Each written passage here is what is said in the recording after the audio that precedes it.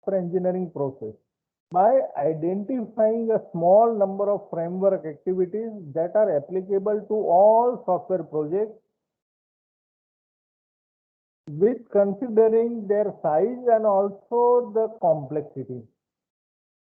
So in addition, the software process framework will encompass a set of umbrella activities that are applicable across the entire software process. Now, which are the activities are to be available in a process framework when you are developing any software? I am talking about a generic process framework.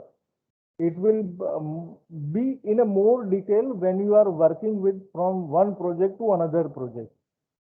The first that is called as a communication.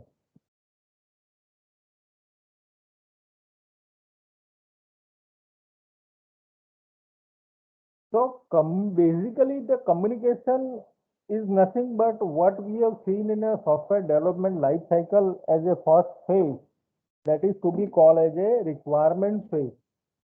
So it involves the communication among the customer and other stakeholders. So it will encompass the requirement gathering.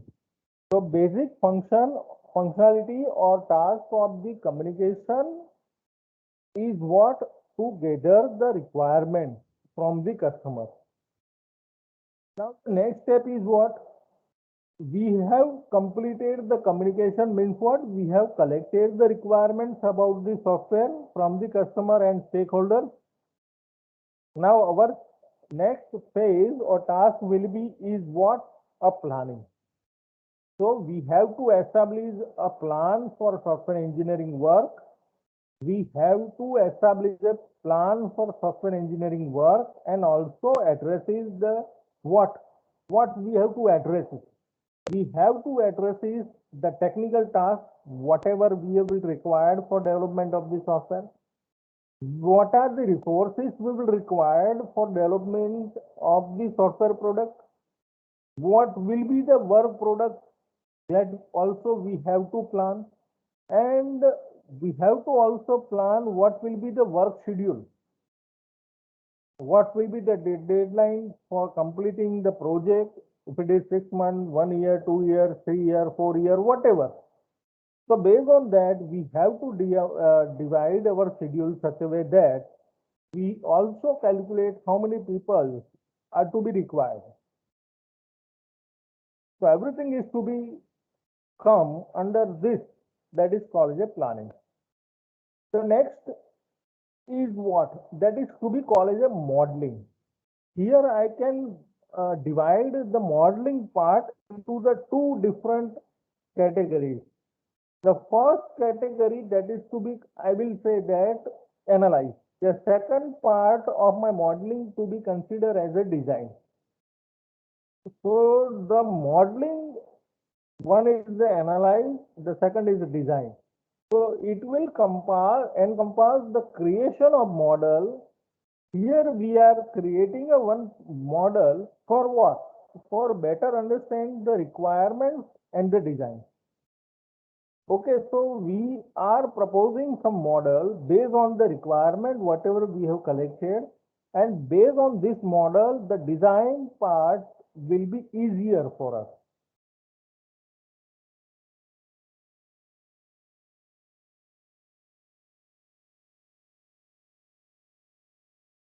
So now next is what? The construction. Again, I can divide in two parts. Construction. One is part is code. The another part is test. The construction will combine code generation and the testing. The purpose of the testing is what? To uncover the errors. Our main aim is what? Our software product must be bug free or error free. Last part is to be called as a deployment.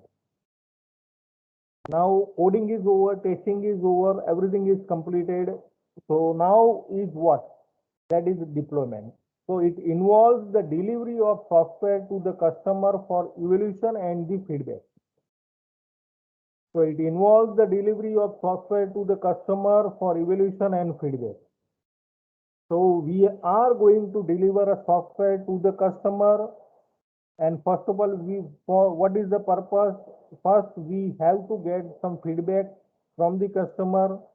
What is exactly the evolution, whatever the product that we have delivered. So that is the main task in the deployment. Okay, now anyone can just give me all these steps, whatever we have discussed, starting from the communication. Just give me the name. Communication, Okay, planning, okay, analyze and design, construct and deployment. okay. That is modeling. So we have started from the communication, then we have discussed planning, then we have discussed modeling. Modeling is in a two part. First we have to analyze and then we are making a design. Then the construction, in construction what we are doing, coding and testing, and the last that is a deployment. So this is nothing but that is to be called as a generic process framework. Okay, so these are the different parts are available for developing a software product. So you have to follow this process. Okay, this is nothing but it is a common process framework for software development, framework activities that we have to follow. What is the work tasks are involved for software development? What is the work product? We have to define the milestones. The milestones are nothing but it is the checkpoint. I can say that. Okay, so if your project need to be completed within a 6 months, then we will set some milestone that this particular requirement gathering should be completed within a 10 days. The design will be completed in a 15 days. The coding will be completed in a 20 days. Like this way, the documentation need to be completed like this way. So this is nothing but it is a milestone. So before starting the software development, so we will set this particular chart. So we will put a milestone. The project manager or the project leader will check the milestone. So once the 15 days will be completed, the project leader or the project manager will check that whether we have achieved the milestone or not. So milestone means what? Within that 15 days, this task need to be completed, must be completed. If it is not completed, means what? We are lacking. So the manager or the leader will take some necessary action. Either they can increase the timeline for the employee, or either they can include more number of people to achieve the next milestone within the timeline. Okay, so that is the most important thing. The quality assurance checkpoints that we have to check. So this, if you will consider everything, then it is nothing but it will be called as a umbrella activities in a software engineering.